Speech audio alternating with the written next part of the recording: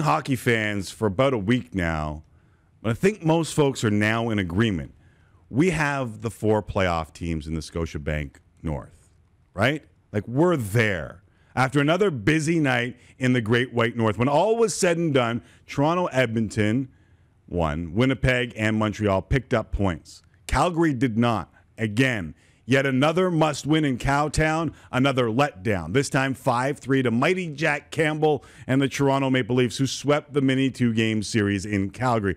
And even some pretty significant injuries in Montreal have done nothing to raise the hopes in Calgary. For those who missed it, the Habs lost Brendan Gallagher to a broken thumb last night and are expected to be without the heart and soul for a couple of weeks at least. And then today's news. Carey Price was left at home as the Habs head to Toronto for a little Scotia Wednesday night hockey with the Buds. Price looked a little uncomfortable at times during the Canadiens' 3-2 overtime win over the Oilers last night. Dominic Ducharme said today it's a nagging lower body injury or something to that effect.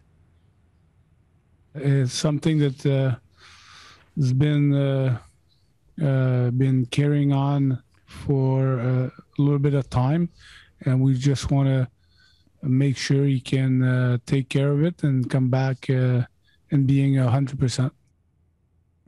All right, I know there's a recoil from many Habs fans when you hear talk like that when it comes to Carey Price. Heard it before. It hasn't gone well. I will say this.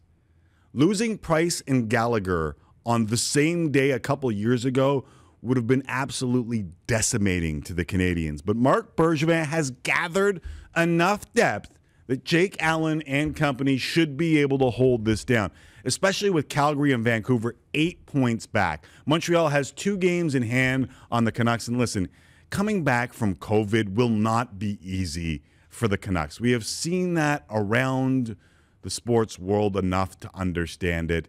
It won't be as easy as just starting their schedule over again for Vancouver. As for the Flames, man, 13 back on Edmonton, 14 back of the Jets, 8 points back of the Habs. Montreal has 5 games in hand.